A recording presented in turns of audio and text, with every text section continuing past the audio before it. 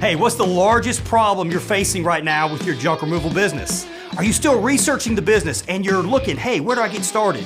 Are you not getting enough jobs? Are you slam busy and you're having to turn away work, but you don't know how to take it to the next level, how to hire crews and get more trucks?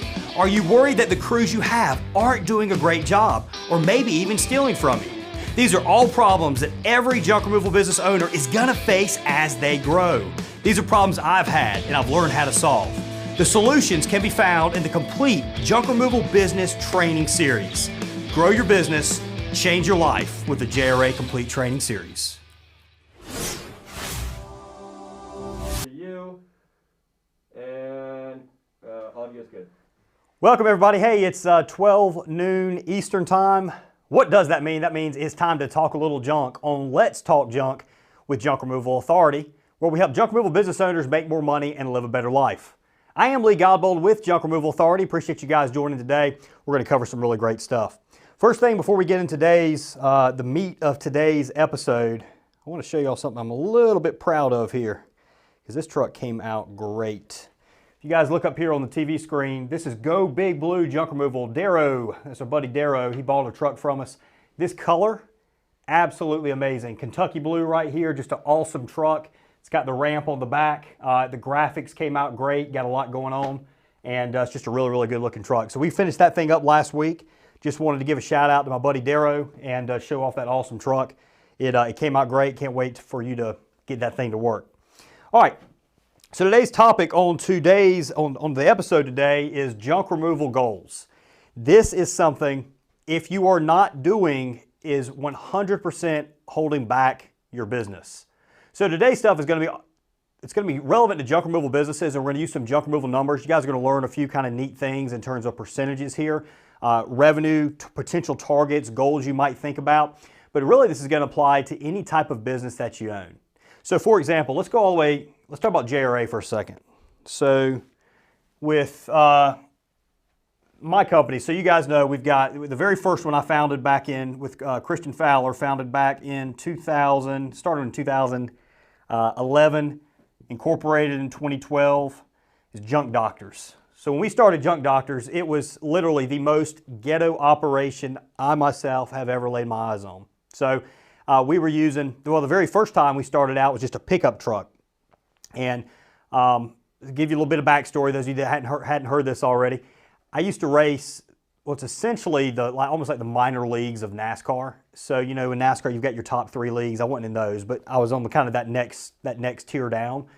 And I did that for a couple years, and essentially I wasn't making enough money. So whereas some of these drivers now coming up, you know, they've got funding, they've got their parents paying for them, or you know, they maybe have some big sponsorship dollars behind them or something like that. I had none of that. I was working at a roller skating rink, making like maybe $9.50, $10.50 an hour, trying to put tires and all on a race car.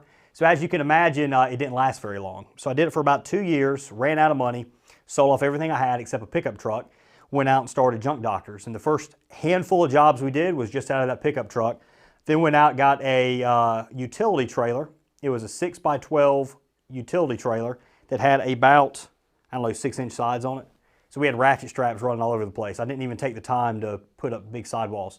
So the reason I'm saying this is no matter what position you are at now, I've been there and I've seen it grow. You know, we've got 14 dump trucks now running the Isuzu and Mitsubishi Fuso dump trucks. We now build the trucks like you just saw there with Darrow. So you've seen kind of the growth and all, and it's possible no matter where you're currently at. So with Junk Doctors, that started in, again, 2011, incorporated 2012. We've got JRA, and we have STB. Got to be real careful making sure that I clearly pronounce the B part. We weren't thinking very clearly, I think, when we named that company, because it's very, very easy to mistake that for something else. But STB is Specialty Truck Bodies. That is the truck division and building arm for JRA. So last year on Junk Doctors, more or less the numbers, it was something like, we've got a scale here. And we set a goal, this being 100%. And with Junk Doctors, even with the pandemic, everything that we had thrown our way, second quarter being horrible, everything that was thrown our way, we reached, it was 97% of our overall goal. So that's a margin of within 3%. With JRA, this was kind of cool. With JRA, we came up here. So this being 100%, we actually went just beyond that. We got to 103% of our goal. Again, that was a 3% margin. With everything else that happened, we were 3% over what we projected. And then STB, I was a little guilty last year with STB of not setting goals because it was so brand new. I was just in the middle of stuff, just kind of getting everything set up. But this year, so far, we are exceeding the projections that I made for this year. So it's probably somewhere, we're probably 10% over our goal. Now, why do I bring all this up? Because it's amazing, especially between Junk Doctors and JRA, there's just a 3% difference in that number. Just a 3%, 3%. So I sat there at the beginning of the year after 1 year, and remember, we're talking in the case of JRA, we were talking tripling our sales. In the case of Junk Doctors, about a 20% increase on year over year. So these are pretty significant increases. Pretty significant increases. This isn't just, hey, we're just going to meet last year's numbers. And that's one of the most important things when you are setting goals is you've got to make it where it just feel a little bit uncomfortable. So what do I mean by that? And how do I come up and set these goals? So the very first thing I do when we go to set goals, the very first thing I'll do is essentially I'll look at what we did last year. So I'm going to look at our last year numbers, and I'm going to do a cash flow, month by month cash flow statement. So what is that? The cash flow statement is cash in and cash out.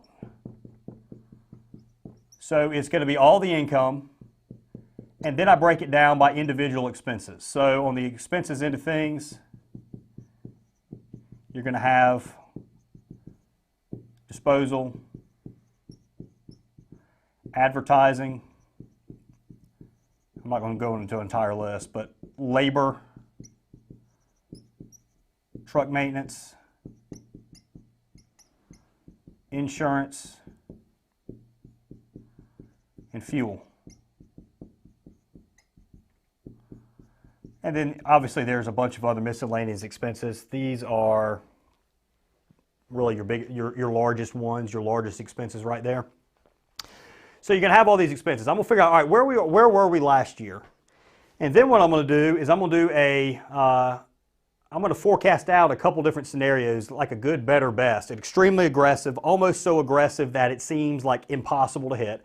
And then I'm going to go just beneath that, which is going to be, all right, well, we can maybe still reach this, but it's scaring me pretty bad.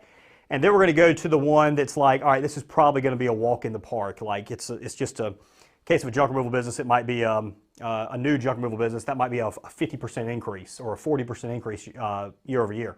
That's almost, if you keep doing what you've been doing as a general rule with a junk removal business, you'll probably grow at least 30 or 40% early on in your business. Now, as you go later, that gets to be a little bit harder to do. But so we do this cash flow forecast, and now it seems kind of like scientific. We're going in and we're saying, we're looking at percentages, like on advertising. If we spent 15% of our income last year, and we're an established business, it's probably going to, we probably want to try and spend about that again in order to prop up the overall income. If labor percentage, if that was at 23%, that's probably should stay about the same as you're growing, unless you're going to add in a supervisor, general manager or something, and that might edge a little bit higher. Truck maintenance can vary a little bit depending on the age of your fleet. If you have an aging fleet, that truck maintenance cost is going to go a little bit up. And if that truck maintenance cost is going up, you're probably also going to have some truck rental expense popping in there. So all this stuff is kind of interrelated. So all right, so at this point we seem like it's very scientific, and which is what a lot of people want. A lot of business owners want to be able to say, I'm going to be able to make X amount of dollars if I do this. The thing with it is, and what I have to make everybody understand, is you want to pay attention to these numbers. You want a system in place to follow these. But part of business one of the things you got to understand is business is not an exact science. There are some things beyond science or predictability that go into accomplishing your targets and your goals. Part of this is feeling. Part of this is emotion. And some of you guys are like, well, what were we talking about in last week's episode, you know, or previous videos? Well, I guess it wasn't a live show, but we put a video out last week about how many of you actually struggle and fail because you're too emotional. You're all over the place. So you got to find that perfect balance between emotion and intuition and then numbers, science, strategy. The reason this is relevant is you've done all this cash flow forecasting. The next thing I do, the very last step, what's the number that starts to scare me? What's the number that starts to be like, how the hell are we ever going to accomplish this? And then what do? I jack it up something like 5%, maybe 10%. Let's just say, I just want to make sure you understand that this is, again, non-exact science. So, here's what I know about goals. When you set your goals for your business and you pay attention to those goals and you believe that those goals are actually obtainable, at that point you are going to find ways to reach that goal if you truly believe they can actually happen. So what a lot of people happen is they set these goals and at some point they think, you know what, I can do this, but there's a little bit of doubt that sneaks in, and they essentially sabotage their own efforts. They don't take the risk and the steps involved to actually reach whatever number it is that you're going after. So that's one extremely important thing to understand. Where do you get some of these numbers? You do a little bit of science, and then you essentially just reach out in the thin air and you grab something. And then that's the goal you work on throughout the year. We got any questions or anything over here, guys? All right, so if you guys have any questions at all about anything junk removal business related, feel free to post them in the comments. We'll have a great episode today. If y'all pay attention to this right here, this is something that took me a long time to learn. If y'all pay attention to this right here, for those of you that haven't been good in the past at setting goals, haven't been good in the past at sticking with your goals and meeting your goals, no matter what business, this is going to be beneficial here. All right, so let's just go with let's just set a goal here. Let's say your first year in business, you went out there and you did $200,000. So year one, that's in the past, you did $200,000.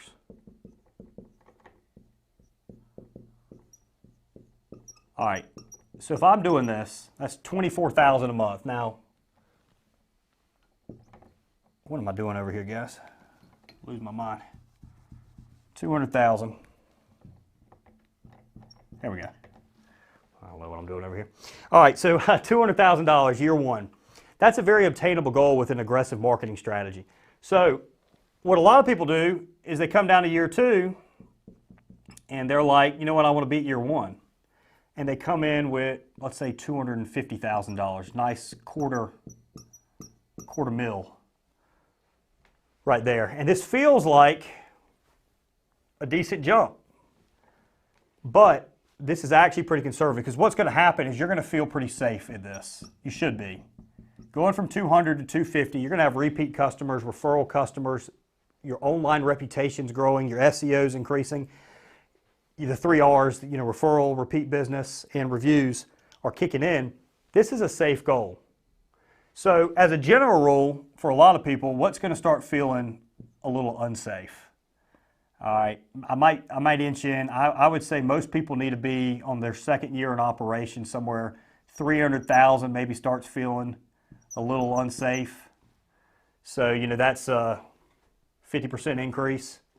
And then maybe for a lot of people, maybe 500,000 feels ridiculous. Now this is feeling. I'm not saying this is ridiculous. But I'm saying most of you guys, if you're at 200,000, are not going to think it's possible to go to 500,000. I will tell you, it is possible for a junk removal business on year one in a lot of markets out there if you do the aggressive moves necessary soon enough to hit 500,000 in revenue year two. Most of you guys out there, if you start at 200,000, you go for 300,000. Let's say if you're at 100,000 this past year, make a goal to get up to 200,000. You know, have a 50% increase at minimum in there. So you take this right here. This is a 50% increase of what you did in year one. Add another 10% to that thing. Make your goal be 330. Make your goal be 330,000. Why? Because it's a little bit scary. Now what you need to do at this point is you take this 330,000 and now you have to break down the number that you set, and you got to figure out, what you got to figure out is, all right, at this point, what are the actual deliverables I have to do to be able to reach these goals? So I've set these goals. What are the things that have to get done? Well, number one, I can tell you right off the bat, if you're going to increase your business by over 50%, maybe 100%, doubling is not out of the question. If you're going to do that, you're going to have to spend more in advertising.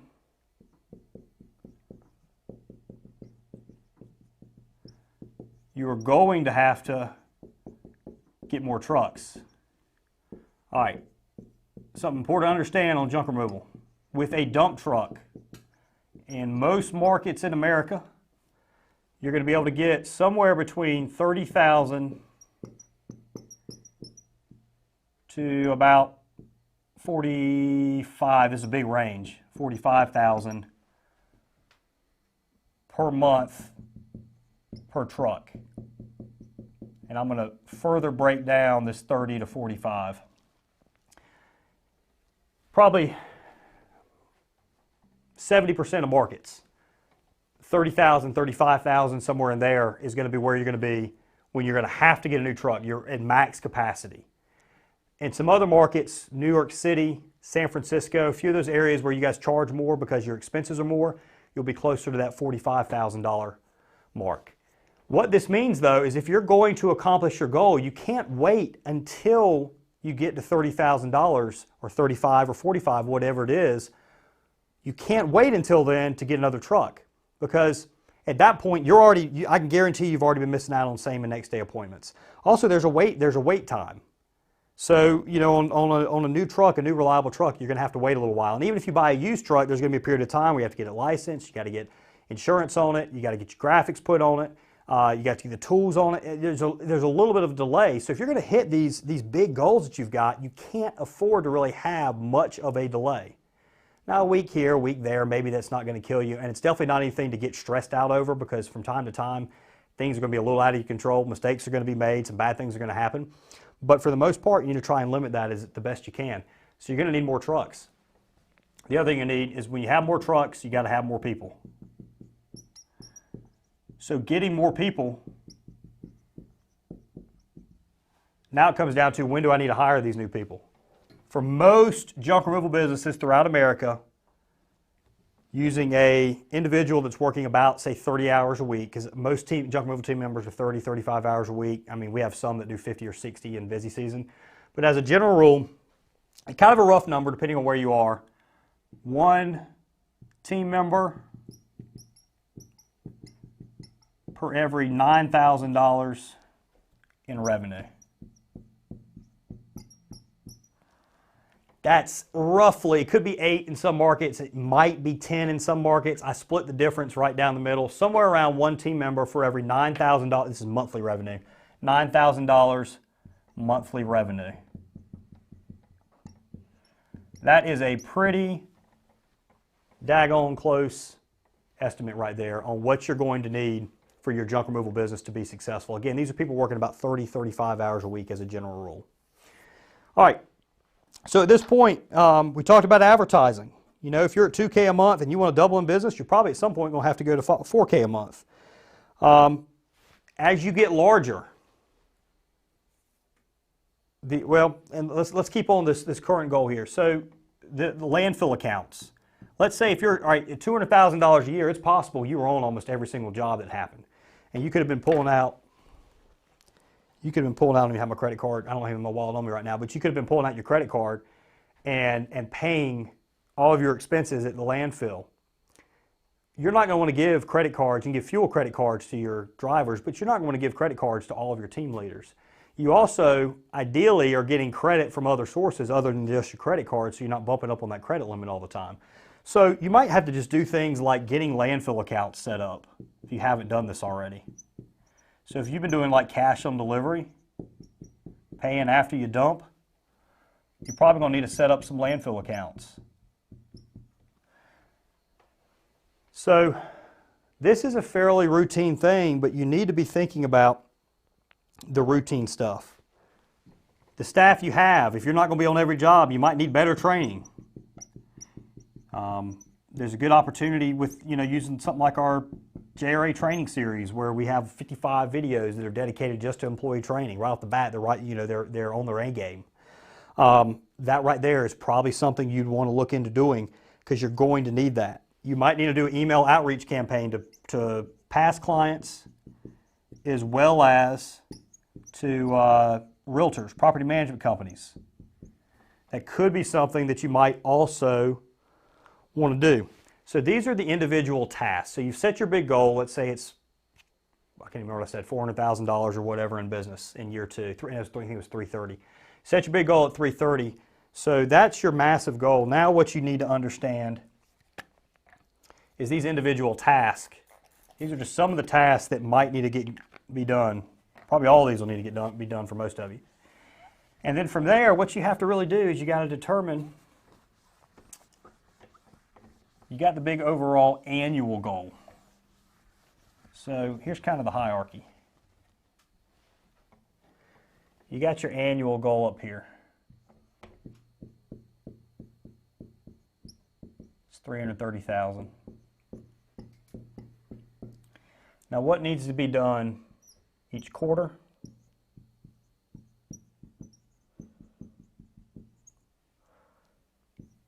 Each month? Each week? And each day to accomplish this big boy up here. This isn't just financial goals either, guys. This isn't just business related. A personal goal I set, I'm a pilot, a personal goal I set this year is I wanted to get checked out in 4 different types of aircraft this year that I've never flown in. So last year I got checked out in a Pitts, which is a 2-seat aerobatic aircraft. We go up in the sky. I do it in Oshkosh, Wisconsin, go up in the sky and we flip all around. This year I'm going to get checked out in a Boeing Stearman. That's a World War II era biplane. It's what they use to train World War II pilots. There's a few. The other one that I'm going to do is an Extra 300. It's another aerobatic aircraft. I'm actually going to go down to Florida and fly with a lady by the name of Patty Wagstaff, one of the premier pilots in America, one of the premier aerobatic pilots in America, world champion, all like that. I'm going to fly with her. And I haven't picked out the other 2 yet.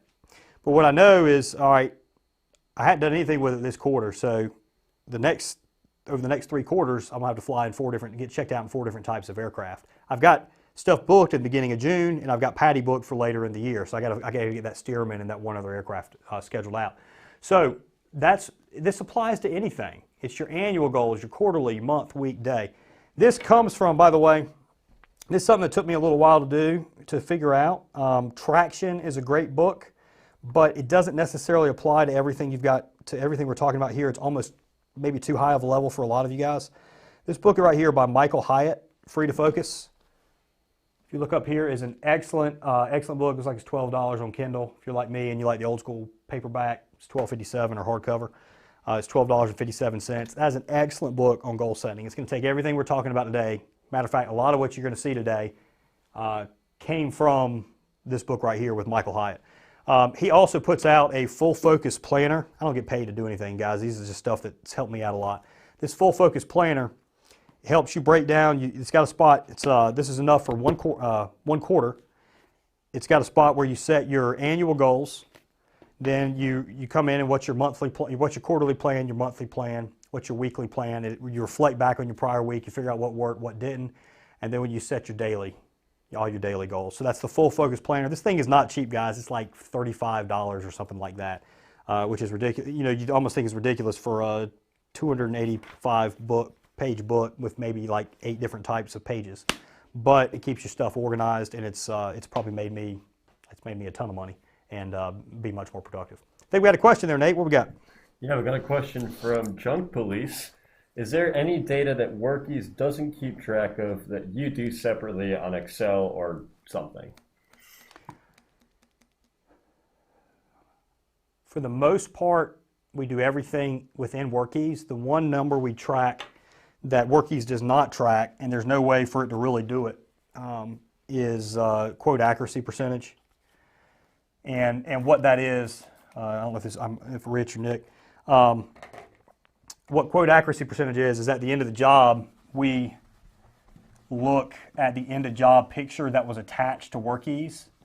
We compare that to the quote, and then we say, you know, this was dead on, so this person was 100% accurate, or they were 10% too high, or normally, you know, maybe 10 or 20% too low. We track that for each team member, and then that way we know if somebody's consistently missing a quote, that we can address, we can meet with them and address that with them on what do we need to do to get this quote accuracy a little bit higher.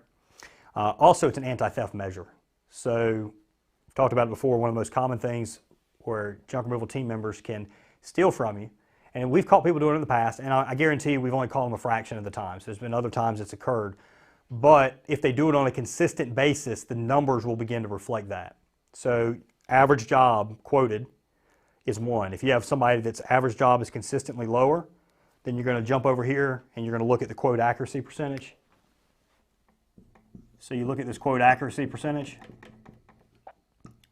and you figure out at this point, you know, is this person just getting consistently smaller jobs? That's not going to happen over a long period of time, unless he's got somebody in your dispatch that's just giving him easier jobs. But for, you know, that's really never going to happen. So you look at this quote accuracy percentage, and if it is consistently low, and his average job is consistently low, then you might do a little bit more digging. You might look and see, all right, you know, is he getting paid in cash? Is he normally getting paid with credit? And you might even pick up the phone and do some follow-up calls, and which you should be doing anyway, but you might add an extra question, which is on a scale of 1 to 10, I see you paid $350. How do you rate the value of the services you received? And then at that point, what you're hoping is if the customer actually paid more than that they're going to say, wait a second, I paid $450. I mean, I thought it was great, but I paid $450. So that's the way you'll catch people that are kind of pocketing some cash. If they do it randomly, once every so often, chances of you catching it, unless the customer actually tells you, is relatively low. You always hate to get stolen from it all, but the big thing you don't want is the constant shrinkage where somebody's constantly taking 5%, 10% off of everything that you bring in. That's a great way to really struggle in your business. Great question there. Got anything else? Awesome. Well, thank you, Junk Police. That was an awesome question. And if you guys have anything anymore, make sure that you post them out there. All right. So when you take this $360,000 goal, here's what I'm going to tell you. For $360,000, or let's bump this actually up to, let's do a nice even number of $500,000. Right off the bat, we know we're going to need 2 trucks. Right off the bat, we're probably going to be spending $75,000 on advertising to be able to get that, possibly more.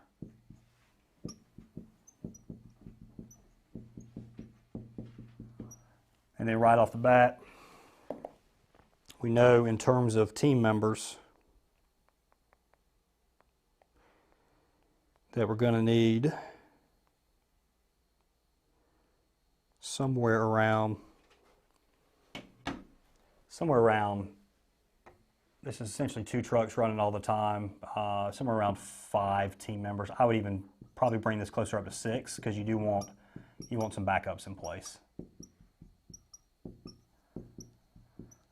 And you might even find that you do 7 depending on their availability. So right there, that's what you need. Now here's the deal, is we know this isn't going to be an even curve.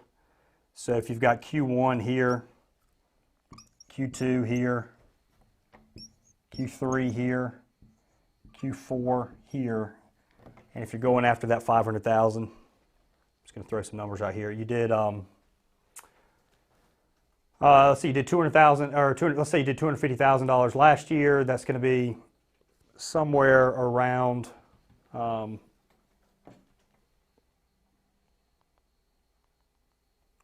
somewhere around $20,000. You're probably going to find that in January and February you're going to do around that, if not a little less. So 2040, you know, if you ended Q1, your Q1 might be at 60,000. Your Q2, let me see, make sure this kind of lines up a little bit, because again, this is an exact science here. 60,000.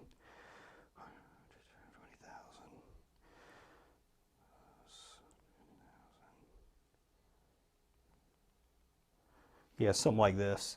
So you might, your second quarter, you might bring this all the way up. Weather gets nice.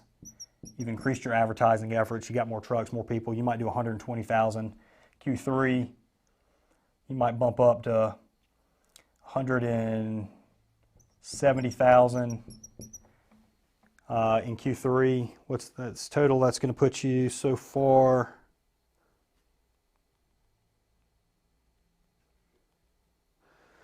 At 350, you would need another 150,000 in Q4, and that's totally doable. That's possible. Now, you have to believe it's possible. If you don't believe it's possible, I can sit here all day and tell you it's possible to go from 250,000 in your first year to 500,000 in your second year. If you don't at least believe there's a possibility, then you're not going to do the steps necessary to actually follow through. So you have to figure out where's the point you get scared and you go just a little bit higher than that.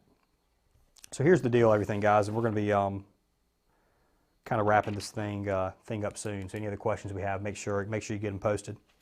You are going to face obstacles in this. You're going to have trucks that break down. You will have people that no-show. Your best team member, the guy you trust the most, the guy that quotes the best, the guy that really just, you almost don't ever think you can't run your business without somebody, but early on you're going to think, man, you know, I'm glad I have this guy. I can't imagine business without him. That guy, there's a very good chance that guy's going to let you down. He's going to leave. And then you're going to be left trying to figure out, how do I keep this business going? How do I keep with my goals? And it's going to be very, very tempting for you to actually lower your goals.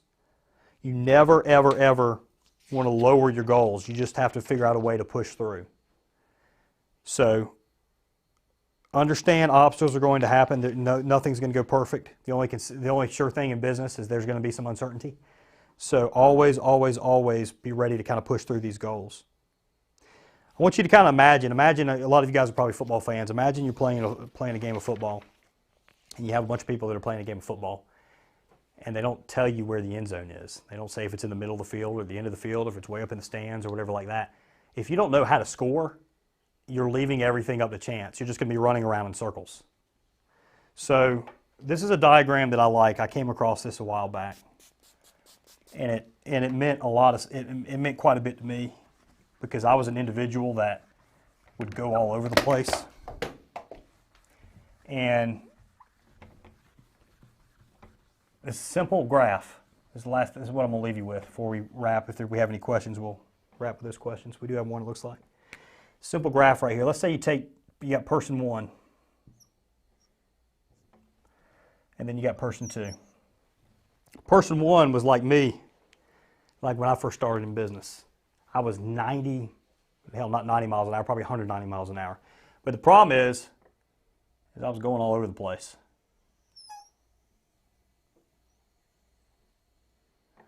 So I was all over the place. And sometimes I probably was even dipping down. Person 2, if person 2 is much more focused, it's never going to be a straight line.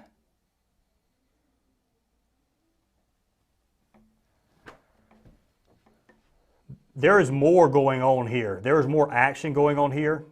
This guy's probably got a higher stress level. He's maybe working harder. This second guy right here, I don't know. This is theoretically probably half the space. Yet look how much farther ahead he is, because he stayed focused. Because he knew what his goals were. He always kept them in mind. Every single day you need to be looking at your goals. Every single month looking at your goals. Every single quarter, and making sure you're taking the necessary steps to accomplish everything you want to accomplish. Being a pilot, the other thing I like to liken this to, I'm not going to redraw this, but let's say you take Southwest Airlines. All they fly are Boeing 737s. If you take two, I do want to redraw this. I'm having fun with my dry erase board today. If you take two 737s. They take off from the same airport. So we got a Boeing 737. This isn't a MAX. If it was a MAX, it might be going straight down. But a regular Boeing 730, we got regular Boeing 737s. And I'm kidding on the MAX. That's the safest airplane in the sky right now, I guarantee it. Take a Boeing 737, and you got one guy, and he takes off, and I don't know, he stayed out partying too late the night before or something like that. Decided he didn't want to set the autopilot. He was just going to fly around. And he just kind of meanders along. Just kind of meanders along. You take this other guy right here, and he more or less kind of follows the great circle to wherever he's going, more or less straight. You actually, if you look at an airline when they fly, if they're going over great distances, they're not flying straight. They got the great circle going on. I don't want to get into that, but this guy right here is going to get there a heck of a lot quicker. This guy right here, if he gets to the destination, it's going to take him a heck of a lot longer, and there's a good chance if they took off with, this guy took off with 3 hours of fuel, and this guy took off with 3 hours of fuel, and this guy makes it in 2 hours, there's a good chance with all that movement going on, that guy ain't going to make it. He's going to burn out. He's going to crash and burn. You've got to stay focused. Setting proper goals is going to help you get there. Setting the tasks that are needed to accomplish those goals will help you, or is going to allow you to accomplish everything that you set out to accomplish. I hope this has been very, very helpful for you. What kind of questions we got there, Nate? We got another quality question from Junk Police. Do you offer any employee incentives, perhaps percentage-based? We also have a comment from George Loco just saying that he's feeling it hard to find someone reliable to work for him. So I'll start on the incentive program. The only thing we've got incentive-wise, Rich, and we've tossed this around, and there's companies out there that have really set some great incentive programs on the junk removal end. We have all of our guys. They fill out daily profit and loss statements, and we do a little bit of competition. Whoever has the highest profit at the end of the week actually gets a $50 Visa gift card. In terms of goals, what we do here at JRA, so I know we're not talking junk removal business, but at JRA, and we're going to start, we're beginning to do an even better job of it.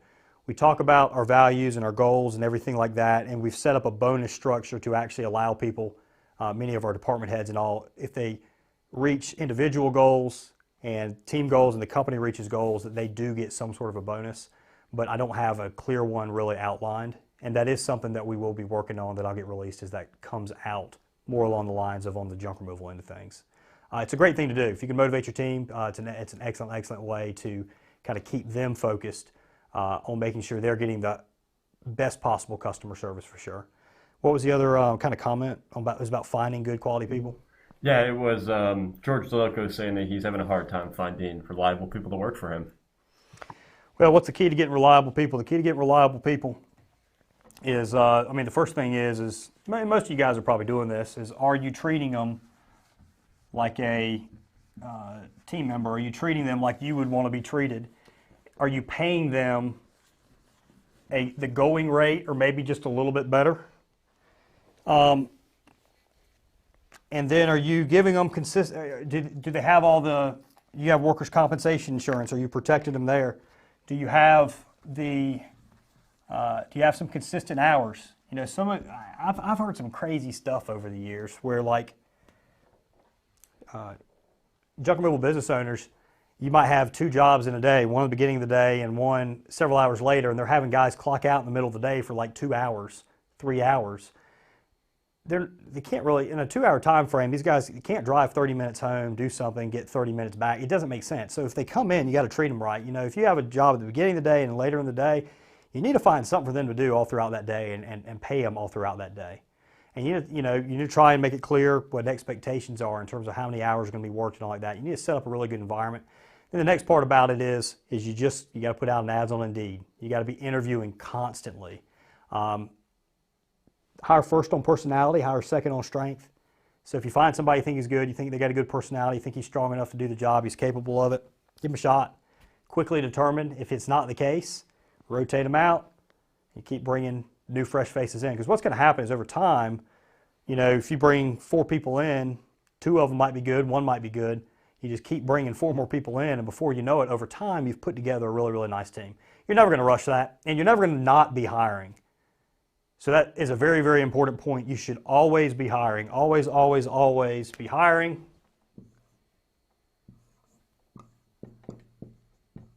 And the other thing, the other saying I like is treat it like a sports team. Treat it like a sports team. And what I mean by that is look at how well somebody's doing for you at any given moment. If they're coming in and they are busting their butt, they're doing an amazing job, they're awesome with customers, they work fast, their average time on job is lower than normal. If they're just fun to be around, if team members enjoy coming in and working with that individual, you got yourself an all-star. So let's call this team member here, this awesome, awesome team member, let's call him LeBron. You know what's going to happen, LeBron? LeBron is going to get a bunch of playing time. LeBron is also going to make significantly more money. But what happens if LeBron ages, gets a little older, gets tired of it, gets bored of it, and he quits performing? Is that you're going to give him a lot of slack. You give LeBron a lot more slack than you're going to give somebody else that on the practice squad. But at some point, LeBron is going to hit the bench. Now, in the case of this LeBron James, I'm sure he's got some guaranteed contract. He's going to get paid anyway. But, I mean, at some point, you're going to have the conversation, listen, this job probably is not right for you anymore. You're not having as much fun. You're not doing as good of a job. You've probably plateaued with us. Maybe you need to kind of head on somewhere else. So what happens with sports teams, though, is they're constantly looking, who can I trade and get? Who else can I bring on? Who can I draft? How can I improve my team? And that's what you need to be doing also. Always be hiring. Treat it like a sports team. The good players get paid the most and get the most playing time, most work time. And those that don't work as much, and they eventually get phased out by the younger, newer superstar that's coming in. What we got? Yeah, just George specifying that he was not having enough jobs throughout the week. So that seems like it was the main issue. Yeah, well, I'm sure you know the answer to that. Just, if you're not hitting it hard, advertising, doing those email outreaches, doing Google Ads, Home Advisor, all like that, you got to have enough work to keep you guys busy. Otherwise, who's going to hang around if you just got 10 or 15 hours of work a week for the most part? Good comment, though. Hey, I appreciate your comment. I appreciate your question and all. Got anything else there, Nate? Well, awesome. So we're sitting at 12:42. We're right about the time we normally wrap this thing up. I realized there was some junk removal specific stuff in here today, but it was kind of more expansive. The lesson here, if y'all pay attention to it, I think learning this changed the trajectory of my businesses and kind of where we're at. And this has been a fairly recent learning. It's taken me a decade to get to this point, but it's like over the last year that it really, really accelerated. So hopefully it's been very, very helpful. Always want to kind of provide value where we can. Again, this is an excellent book, Free to Focus, Michael Hyatt. It's kind of interesting to me. The hardcover is actually less money than paperback, but $13, Amazon, I'd buy it. And let's take one more question. What we got? Yeah, George again. He's asking, what marketing channel do you use most? Man, we do whatever works. We do it. It's not one or the other. We're always love Google Ads. It's amazing. Awesome customers generally that you get from it. Very high quality customer. It's expensive to do, especially if you don't run it correctly. Feel free, 919-617-1975. Jesse, if you'll make sure we get the phone number posted in there. You can talk to Shane. He can kind of see what you got going on and kind of let you know how Google Ads works. If there's anything we can do for you, be happy to do. We do a lot on SEO. SEO, in terms of our new jobs, SEO gives us the most business. Google Ads is next. Repeat customers are well over 50%. We get a lot from referral. We get Home Advisor, Google Ads, SEO, which I'm also going to group in with Google My Business. We do very, very well, and we have a lot of reviews. So you need a consistent review platform, be getting out a lot of reviews. I can't remember if I mentioned email campaigns. We do those to realtors, property management companies. We get a good amount of business, but it's slow. It's definitely the turtle winning the race on those email campaigns. But if you consistently do it, you're going to build up something really, really, really great. Hope that helped. 12 noon Eastern Time, every Tuesday, we're going to talk junk on Let's Talk Junk. I am Lee Godbold with Junk Removal Authority. where we help junk removal business owners make more money and live a better life. And y'all don't forget, if you want a truck looking like Darrow's, go Big Blue, junkremovaltrucksforsale.com. Give us a call. Thanks, everybody. We'll see you next week. Hey, junk removal business owners, I want to show you something right now. I want you to check out just one of the over 150 courses as part of our junk removal training series. There have been many new junk removal people who have said they would remove a basketball goal at a customer's home for far too little money. If a basketball goal has a pole that goes into the ground, there will be concrete. One of the issues is you don't know how much. Sometimes the person who put in the goal was a bit overzealous on how much concrete they used. So you're gonna dig into this, you're gonna get the pole, and there might be like 500 pounds of concrete on the bottom. It's just very, very heavy. There are two methods of doing this job, and which way you go is dependent on the customer. The easiest and most cost-effective removal method is to simply take your Sawzall and cut the pole off as close to the ground as possible. When you make your first cut, make sure to do so a few feet off the ground. The reason for this is the bottom of the pole is going to be filled with concrete and you're going to ruin a reciprocating blade if you hit it. Once the first cut has been made, you can look down the pole to see how close you can get to the ground. Once you cut it off as close to the ground as possible, load the truck and the job's finished. Removing a goal using this method will generally be done on a volume-based rate as you would normally charge. Many customers are not going to like this. They're going to want the pole and the concrete gone. Again, safety is the name of the game here. The best way to remove a basketball goal is to use a skid steer. If you do not own a skid steer, you can actually go and rent one for the job. The time and the energy that you're going to save by using a skid steer and the level of professionalism you're going to show is going to be well worth it. The first thing to do is to use your Sawzall and make a cut most of the way through the pole. Then maintain control of the top half while bending it over and breaking it off. Go ahead and load that into the truck with your skid steer. Next, it's time to pinch the bottom part of the pole between the teeth and the bucket and then lift it up out of the ground. Make sure you are carefully watching the driveway if the pole butts up right next to it. You don't want any pressure at all in the driveway or you could bust a chunk out of the driveway, and that's very expensive to fix. As a general rule, when pulling the pole out of the hole, do so with the skid steer parallel to the driveway. Don't be behind it or in front of it. Parallel is where you want to be. When quoting a removal that includes the concrete ball, you're going to charge the volume rate plus an equipment rate for the skid steer. Find out what the rental rate for a half day or a day is, what the taxes are, and what the delivery or pickup fee is, unless you can deliver it and pick it up on your own. As a general rule, you'll mark up the rental rate by about $50 or so, depending on the time it takes to coordinate everything. One thing you might be thinking is, why can I not just use a sledgehammer or just rent a jackhammer? Both of these methods will work, but you're going to work long and you're going to work hard by doing it. For just a little bit more money, you can do the job quickly and professionally without wearing yourself out. We've done removal of these basketball goals using all three methods. By far and away, the easiest thing to do is the skid steer. Want to learn more about how this series can make you more money and improve your life? All you got to do is click.